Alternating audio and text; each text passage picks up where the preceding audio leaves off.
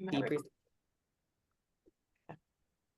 Okay, well, I will go ahead and kick us off. Hi, everybody. My name is Catherine Grogan. I am the Director of Operations for Accelerating Angels, and I've spent the last couple months getting to know Inspire Access and Leah. And I'm really excited to bring this group together and just talk a little bit more about options for how we can really empower diverse entrepreneurs. You'll hear from both Leah at Inspire Access and Cindy from Accelerating Angels on really what our missions are, and you'll see a lot of overlap, and hopefully you'll learn a little bit about some options in using your donor advised funds. It's really what we came here to talk about, just to give you some other options and where you can utilize those dollars. So for today, our agenda kind of looks like we'll have Leah introduce Inspire Access, who they are, how you can use your donor advised funds. And then Cindy will talk about how to get involved with Accelerating Angels. And you'll hear, like I said, some overlap between, and it'll make sense why we're combining forces today. And we'll have some audience Q&A at the end. However, if you have questions throughout the presentation, please feel free to put them in the chat. I will be monitoring that. So I can bring up those questions as we go. I can save them to the end, depending on where it fits in. And the session is being recorded. So if you have to hop off early, you will get the recording through the Eventbrite. So without further ado, I will introduce Leah Brickman. She is the co-founder and program lead for Inspire Access, and she's going to tell you all about the amazing things that Inspire Access is doing. Awesome. Well, thank you, Catherine and Cindy, for having me today. So excited to talk a bit about how to invest with your charitable dollars. And again, I know we have a lot to share about both Inspire Access and Accelerating Angels and how there is so much alignment between the two of them. So with that, I'll jump right in. And as Catherine already introduced me, I'm Leah Brickman, co-founder and program lead at Inspire Access. The organization was built about a year ago, July 2023, and we had our formal launch in January, so January of 2024. And we are essentially an organization, a nonprofit organization that allows donors to invest charitable dollars in for-profit companies of their choice that aligns with our charitable purpose of supporting underrepresented founders. Ultimately really help working to close the racial and gender investment gap. And so far, within our 6 months of being fully up and running and operating, we've invested a few $1 million across 15 companies so far and have hit the ground running and are continuing to kind of expand the founders and companies we're reaching and bring in more donors to really put their charitable dollars to work and start mobilizing that capital. So a bit more background on why Inspire Access and why we were founded. The first and most important reason is that less than 3% of all investment capital goes to women and people of color. And that number drops to under 0.08% if you happen to be a Black woman. And so that is what we're really solving for. Not only is it an extreme gap for equity and for opportunity, but really it's a missed opportunity for all of us as a global community and a global economy. The reason that we are building this is because we know that talent is distributed equally, but opportunity is not. And that is really clear by this statistic. And so that is what we are really hoping to help close and move the needle on. And at the same time, we saw that there is $234 billion that is sitting in donor advised funds. And we knew that there was a real opportunity to tap into this capital to help move that needle. So it's a big bucket of funds that I'll talk a little bit more about and give some more background on. But donor advised funds are a really interesting and unique entity that, I think are changing day by day, but it's really an opportunity to tap into a new pot of capital that isn't being utilize as best as it could. So to give a little bit of background, a donor advised fund is a fund or account that is established at a larger sponsoring organization. So almost similar to a foundation where an individual is able to put money aside for charitable purposes. This chart does a good job of illustrating it. But they put funds aside, they receive a tax deduction for that.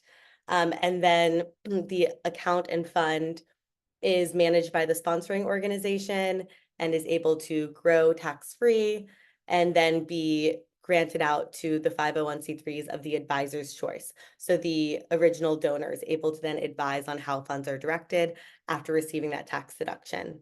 And those funds that are being distributed do have to be used for a charitable purpose. But as you can see here, they are being invested already. And most of the time that is being invested in mutual funds, ETFs, kind of traditional means, often without any concern for kind of impact or charitable cause. So I'll kind of talk a bit more when I talk about the current state of DAFs. So as I've mentioned, DAFs are kind of this pot of money where there isn't a lot of regulation around. So unlike private foundations, you aren't required to distribute 5% out annually. And in fact, a lot of these funds, 40% of funds don't distribute at all. So they're really kind of just growing and sitting there, although they've been set aside for their charitable purpose. And so a lot of these sponsoring organizations are larger financial institutions such as Fidelity, Schwab, Vanguard, that are also really focused on assets under management. So they don't really have as much of an incentive to encourage their donors to distribute these funds and give them out to charities as they've been set aside and for their purpose.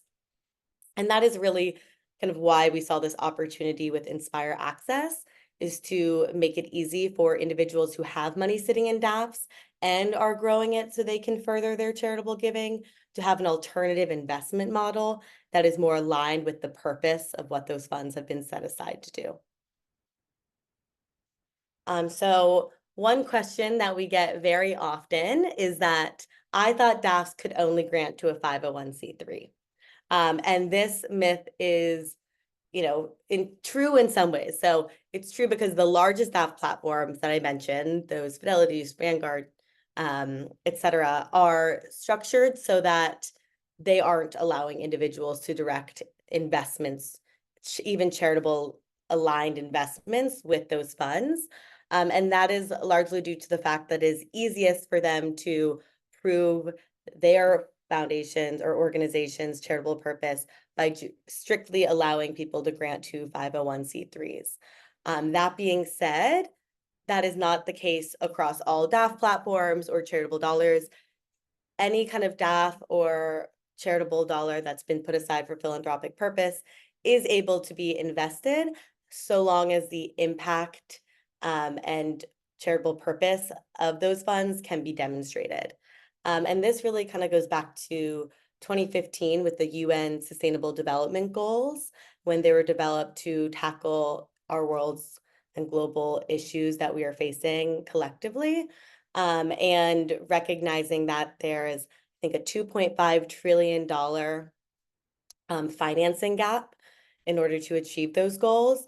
And so to really make progress and make strides, we have to be working beyond just kind of our traditional nonprofit and public entities, but really work also with market-based solutions to solve for these issues. And therefore, we're able to invest philanthropic capital towards these goals in order to help achieve them. And so again, any investment that's being made with philanthropic capital obviously has to be for the purpose of charitable impact, but it can be done with funds, although this myth is very commonly and widely spread. So the biggest question of all, why even invest with your philanthropic capital?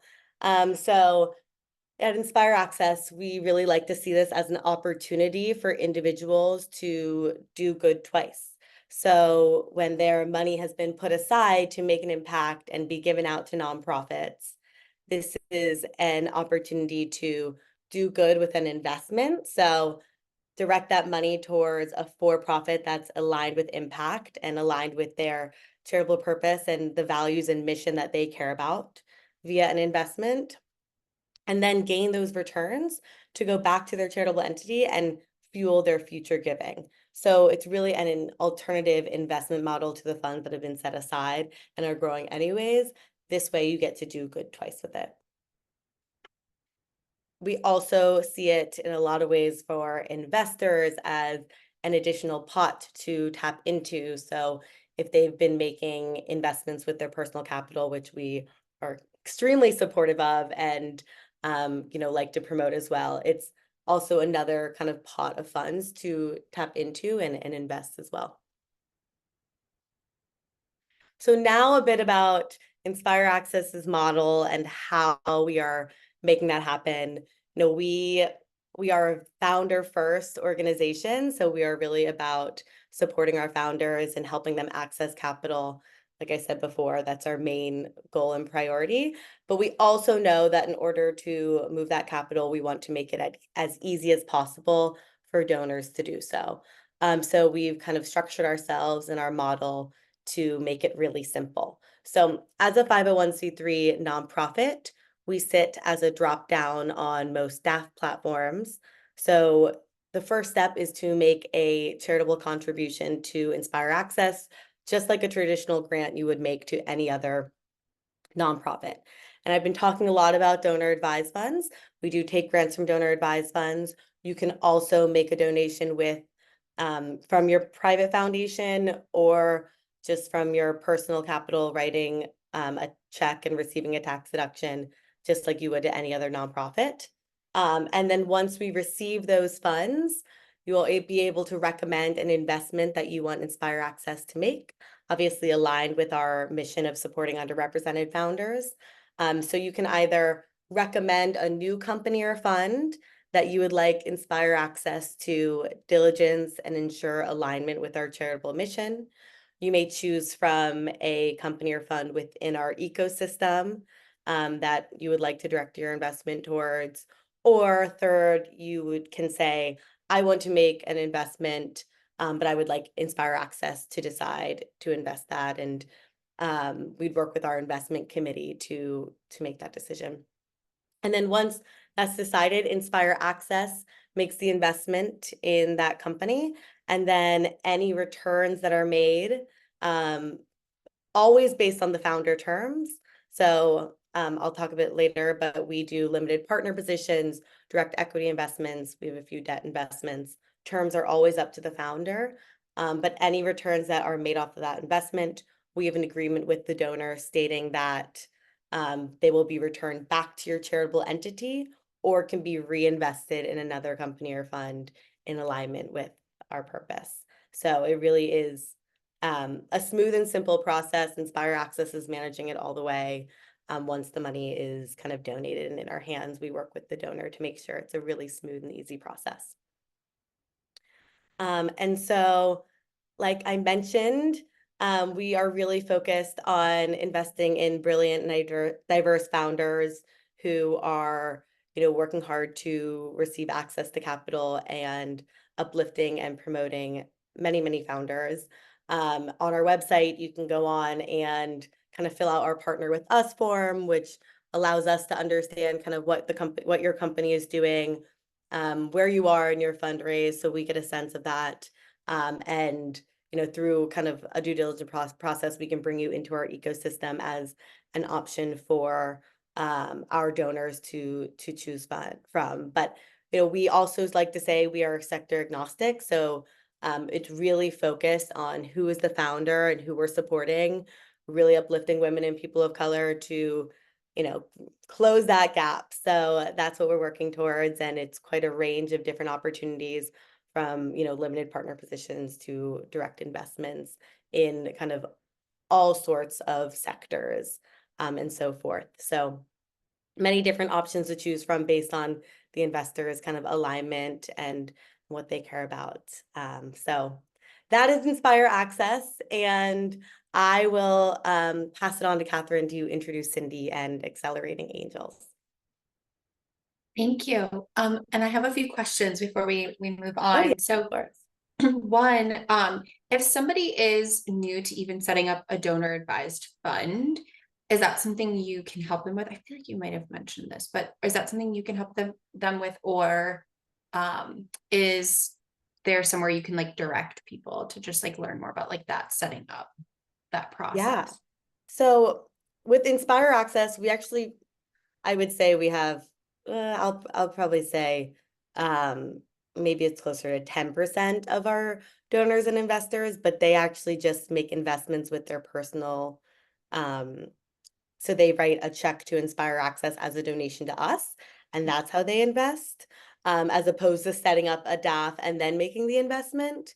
But there are some incredible DAF sponsors that are actually doing similar work for us. We wouldn't exist if we didn't see that there was a huge need to help mobilize capital that was sitting in these larger institutions that aren't allowing individuals to invest with their philanthropic capital. But Impact Assets is one that does this as and is an incredible DAF sponsor themselves. There's a lot of community foundations if you really are wanting to get involved with your local community, where you can open DAFs, and they're very kind of in touch. But then, of course, there's the Fidelities, the Schwabs that are larger institutions that it's really easy to do so. And I think then actually, to your point, on our website, we might have a couple linked. I'm not sure. And then another question. So Mhm. the returns can go back to the donor advised fund, or they can choose to leave it with Inspire Access to reinvest how Inspire Access would choose to, right? At Yes, that point. exactly. So the returns, differ for each investment. So,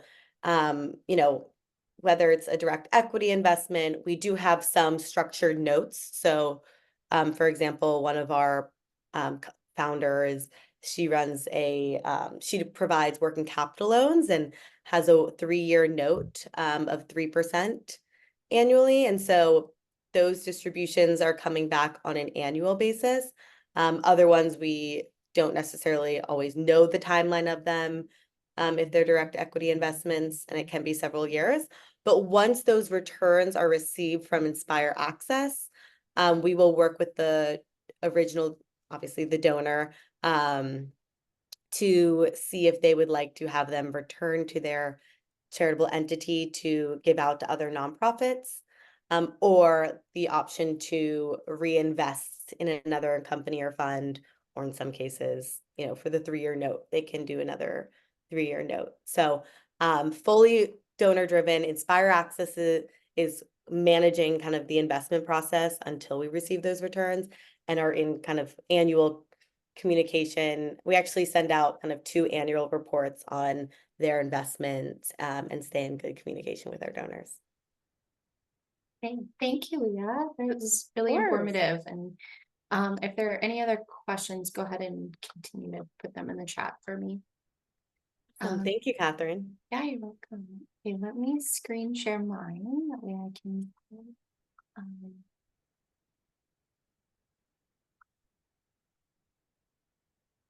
okay, can you see it? Oh, maybe. Yep. Now, okay. Cool. All right. Well, now we'll introduce you to Accelerating Angels, and we'll give Cindy Englefield, who's our co-founder, will give you an intro to a little bit about Accelerating Angels and then how we kind of fit in with Inspire Access. So without further ado, Cindy. Yes, thank you. You want to go to the next slide? I'll just tell you a little bit about Accelerating Angels.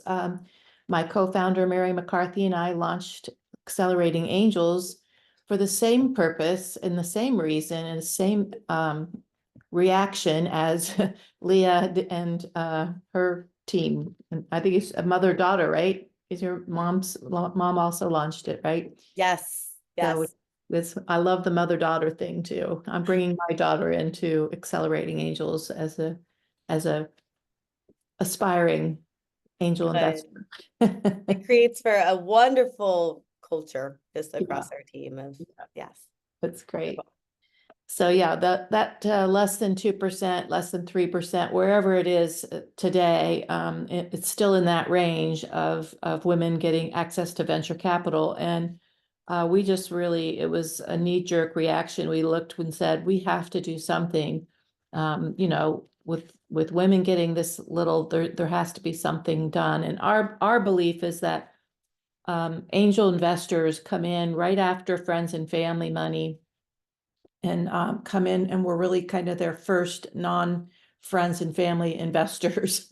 But we are friendly investors because we like to get involved in and coach and help and sit on their boards or advisory boards, go to lunch with them, and support our women-led companies. And I guess I'll just say that much about Mary and I. She's the founder of Accelerating, or the Women's Small Business Accelerator.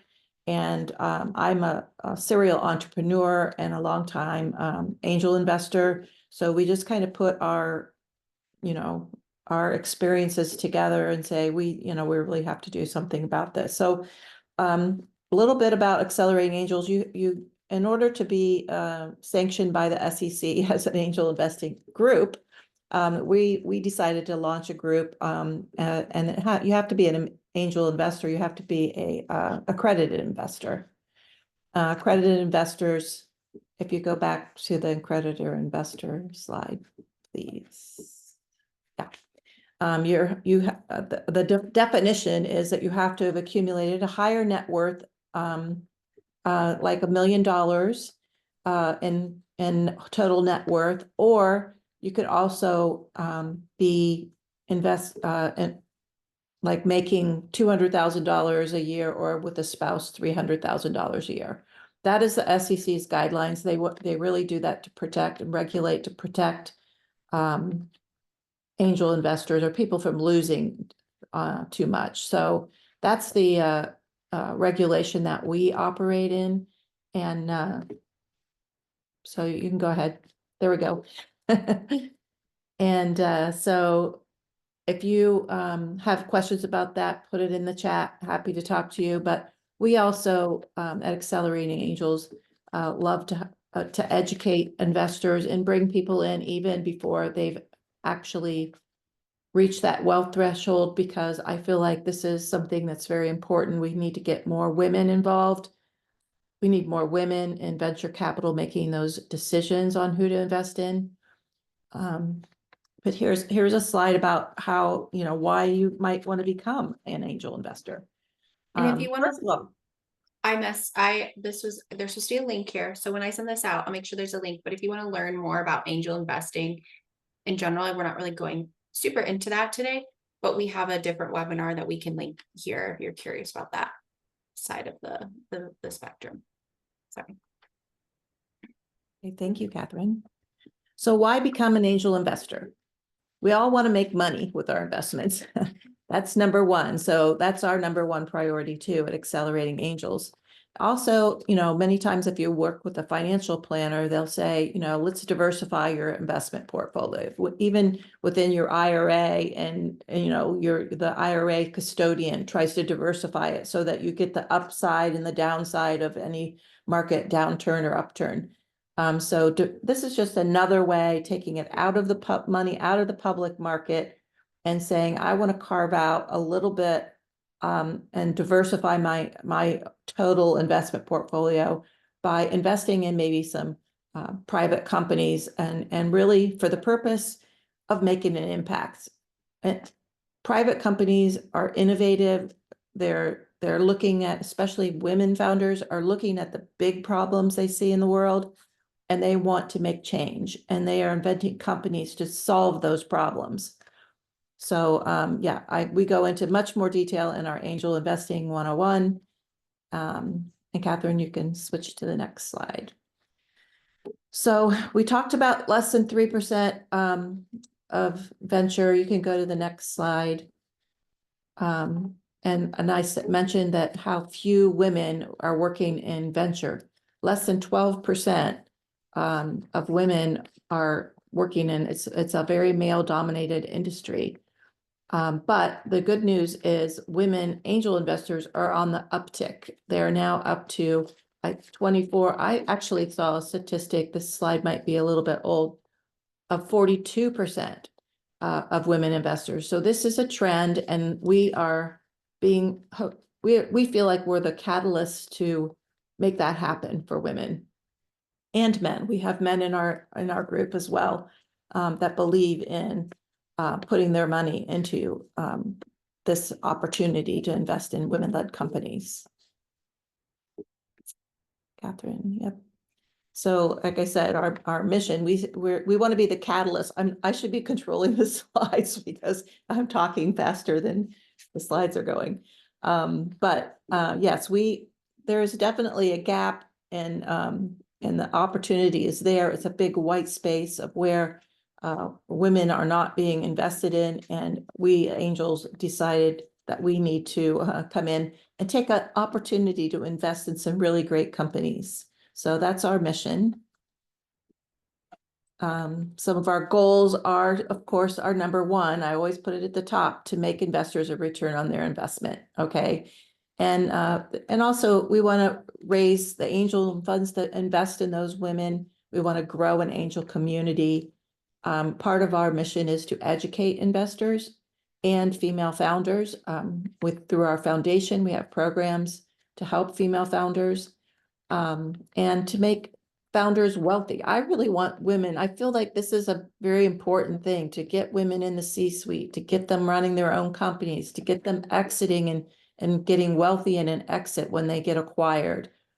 And then, of course, they pay it forward to the next group of women that are coming up. We're by nature, we want to give a hand up to another woman. And so that's definitely part of our overall goals. So we want to, and we don't just give a check and run away, and wait for our money to, our returns. We want to nurture and support our startups. So we get involved as, like I said, as a board observer or an advisor, because we overall, as you can see, we want to change the world. We want to see the change that needs to happen in our world. So, and we believe investing in women is the right way to do it. So these are the ways to join Accelerating Angels. We have a fund. We're raising a $3 million fund. It's still open. Our minimum was 25,000. We've actually reduced it down to 10,000 because for the rest of the year, because we really want to activate more female investors. And if it's your first time being an angel investor, $10,000 is a little easier, spot to be in than investing 25. And that really is our goal, is to educate people, have a nice, safe place where people can come and learn about investing, get on committees, when we do our due diligence. There's so much to learn from all the other investors and advisors that are on the committee. It really, really helps get you comfortable with the idea of investing on your own. Doing it with the fund is very collaborative. It's a very safe way to do it. And the other way for accredited investors to get involved is as a sidecar angel member. And that means that you write your own check into a company instead of the fund, or alongside the fund. So that's also sometimes attractive to angel investors that want to just learn.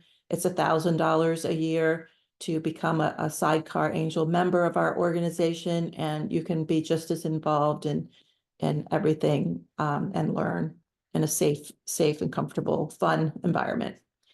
And for non-accredited investors that don't meet the wealth threshold or the income level, or even there was also a third category, and by getting certified, you can also become an accredited investor. If none of those things apply to you, aspiring angel membership might be for you. You can't invest, but you can join in committees, come to the meetings, get involved, and learn. And when you do finally meet that wealth threshold, which we all, further along in our careers, hopefully we strive to make some of those, get to that wealth threshold where we are, have a nice investment portfolio of over $1 million. Sometimes it doesn't always happen, but we always try, right? As we get through in our careers and our businesses, and even in an exit, some of our founders will become angel investors. And then we also have internships for college students. They participate in. We put them into some good projects, mostly working on due diligence and learning about investing and learning about startups and business and what it takes to get a company to thrive and scale and grow and exit. So next slide, Catherine, please. Before we go to the next slide, Cindy, I think now might be a good time then to talk a little bit about the process. If someone comes and says, yes, I want to put my donor advised funds to Inspire Access, and they come, you and Leah, you feel free to chime in as well, but if the both of you could kind of talk about like, okay, I'm coming into Leah, I have my donor advised funds ready. I want some of that money to go to Accelerating Angels. I can give that from a Inspire Access perspective, and then I know Cindy, there's a few ways to get involved with you, so I'll pass it over to you. But for Inspire Access, it's as easy as, you know, reaching out to us over our through our website. We have a really brief form with your name, email. You can say, I want to invest X amount of money. This is the company, Accelerating Angels. Accelerating Angels is a part of our ecosystem, so that's a really easy process. If it's a new company or fund, we'd reach out to you to learn more, get information. We'd set up a call with the founder to kind of go through that process. And then once we receive the donation, we'll have you sign the donor agreement and then make the investment. It is very straightforward. And especially with Accelerating Angels, it's a quick email to our team or fill out that, I think it's like 10-question form on our website. Yep. Very easy. Yeah.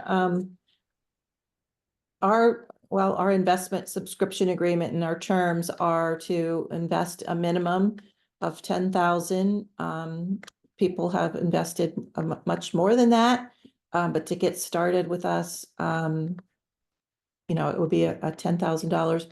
You can do that from your own checking account, or savings account, or, or you can do it from your trust if you have a trust in place.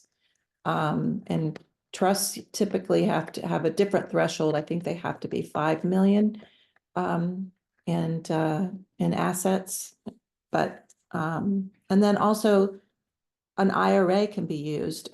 Most people have IRAs and don't realize that, it's being the custodian of your IRA is typically Fidelity or something like an organization like that, investment vehicle like that, and they are out investing your money, your IRA money, into all other types of, the public market, private market, funds, bonds, treasury bonds, whatever. Their investment thesis is where they invest your money. And it is your money. So we have another partner, Impact Assets, and we can send you information on that. They've developed, and I think they're kind of partners and friends with us, you guys, right, Leah? Yeah, you know about them. And yes, of course. And so it's just a different way. They use an IRA, become the IRA custodian. And oh no, that's a donor advised fund, right? They set up a donor advised fund. I'm sorry. Yep. They essentially are very similar to us, except you can set up accounts with them as opposed to having your money in other donor advised funds. Yeah. They take your individual or groups of individuals with a donor advised fund, and they will invest on behalf of your donor advised fund. They become a custodian of your donor advised fund. You can transfer the whole thing, part of it, set up a brand new donor advised fund, and it is where Fidelity and wherever whoever's hosting your donor advised fund is they do not allow you to invest in Accelerating Angels. We're not vetted to be one of their, companies, and small angel groups like us would never be really vetted to be something Fidelity would invest in. But that's why Impact Assets has set up that so that you can transfer some of your donor advised funds there, and they will let you self-direct where you want your investments to go. The other company that I was doing a mix up there of the donor advised funds and the IRAs. The other way we accept donations is through your IRA. You transfer it to another custodian, which is called Equity Trust or Midland Trust and Equity Investments. And they are a partner of ours in that you can also have your IRA liquidated to a certain amount of where you want your investment plus 5 years of their fees. And that is a very easy process to invest. So if it's not coming out of your checking account, we have other ways through donations and through your IRA that's already sitting there waiting for you to retire, and might as well put it to work doing some impactful things like investing in Accelerating Angels, where our investment thesis is to invest in 20 or more women-led companies. Women are getting, have to have 30% or more equity so that they get wealthy in the exit. And that's why I think Leah and I decided that we needed a partner, because they do such great impact with women and people of color, and we're women of all colors, and looking for that diversity in our portfolio and in our investors. So I think our company's aligned very well. And Yes. I really loved your goal of make women wealthy. Yeah. That is the business that we're into, right? Ultimately, we are wanting to make women and people of color wealthy through investment capital. When you look at the racial and gender investment gap, real estate and entrepreneurship are two, huge vehicles that are both limiting that currently in many ways, but also create that opportunity. And so that is exactly what we're trying to do too. So Right. love that was, that's clearly stated in your goals. I think that's really powerful and very true. Yep.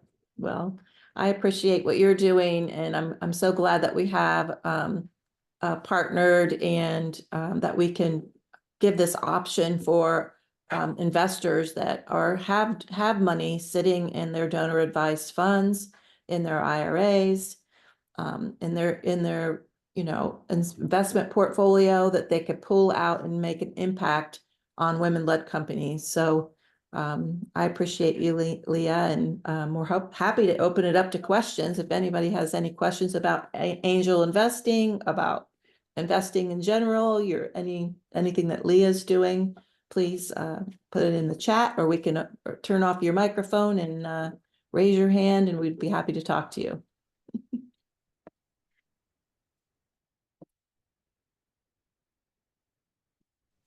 Just thank you. It's been helpful information. And I also plan to take a look at the recording again to absorb it even more fully. But I really appreciate you taking the time to provide the overview. Thank you. Thank you. Thank you for joining. Yes, thank you for the information. I was gathering from some and taking notes, but I look forward to the recording afterwards. Yeah. One other thing I want to mention is that you can form a donor advised fund with a group of people. You can pool your money together into a donor advised fund, and like as an investment group. I know there's a lot of female investment groups. It's kind of an interesting idea, is to bring all your wealth together and learn about investing through do some charitable work and get something, a deduction on your taxes for originally setting up that donor advised fund. And that's another way to be impactful with your dollars and your charitable dollars. We don't want to take away from charity, because that's very important, but there's other ways that, sometimes, like Leah, just having that money come back to you to reinvest in more females and people of color. That's just the gift that keeps on giving type of thing, right? Exactly. So, with us, we want the option to, of course, go back to your charitable entity so that you can direct it to nonprofits. That's what it's been set aside. To your point, we don't want to take away from that. But most of the time it's sitting there being invested anyways. So, we really want to make it an option to invest and grow those funds, gain, returns to continue to direct it or reinvest, have it be just that continuous cycle and whatever fits even kind of your charitable portfolio at the time. If there's a nonprofit you really want to support, it can go back to your fund to give out to a nonprofit, or you might not be ready to, so you want to reinvest it in a 3-year note or, different options. So that's what it's there for. We have there's a question that came up, and I think probably Cindy and Leah, you'll have to answer this for each of Accelerating Angels and Inspire Access, but the process of getting funding for a business that fits the criteria for both companies. So I can answer for Accelerating on the Accelerating Angel side. So if you go to our website, which on the screen I have a QR code, but if you go to our website, you'll see the minimum criteria for investing for Accelerating Angels specifically. You have to have your company has to be a couple high level things, right? 30% ownership we ask for, that has to be women owned, founded. We invest primarily in the tech space, so we're not writing off all companies, right? But we look for those fast growing, fast to exit companies. And I totally lost my train of thought. I need more coffee. Cindy, what else am I forgetting? Look for some trash. Not all companies need angel investors. There's a lot of companies that, I started my company, I bootstrapped it. I didn't even, I was lucky that I was in a profitable business that I didn't really have to go after loans other than my father's first check that he helped me open the checking account as an investor that way. But no, the funding your company comes in many ways. You can get friends and family to invest in your business. You can get a line of credit or business loans. You can go get an SBA loan. But if you're on the venture track, that kind of a startup is different. You're actually asking for an investment, and you're giving away part of your company, ownership of your company. You're giving away equity. So, that you need to kind of plan that out very strategically. Like, how much money am I going to need now? And after I reach a certain point, how much am I going to have to raise the next time? And how much equity am I going to have to give away at each of those stages? So it's really a matter of how, do you want to maintain 100% ownership, bring on a partner, or bring on investors? So that's the question that has to be answered first. And then it's as easy if you are on the venture track and you are ready for angel investing, and you want to go that route, and then ask for venture, go Series A, seed, Series A, Series B, Series D, all those different funding rounds that startup companies go through. Then you need to have that roadmap clear, and you could get yourself pretty well networked within the angel community through the Angel Capital Association. There's tons of angels out there that, especially now, there's kind of a growing trend because of our 3% statistic that we shared with you, that are kind of focused. There's a kind of a movement. Let's get women and women of color, let's get some capital into their hands. And so there's a real concerted effort to do that, raise capital, raise funds, or get angel groups. Like Golden Seeds is one that sticks out in my mind, because I happen to be a member of Golden Seeds, but they are female focused on their funds and their network. So I think you just, have to reach out. Leah, you have any other ideas? So Yeah. those are wonderful ideas, and I think they're kind of spot on that process and where you are with, fundraising. And yeah, it's for us just very kind of step-by-step logistics on if you are at that stage where you're raising, say you're, at seed or Series A or whatever it may be. Also on our website, you can go directly there, fill out a form for us to kind of learn more about your company, and we'll go through and evaluate. And if it's something that we think is a fit, we'll reach out to you directly. But I couldn't agree more with Cindy. I think, there's also a lot of resources if you're not there yet, and you're looking to kind of prepare for that next stage where you are ready to bring in investors and have them kind of take equity in your company.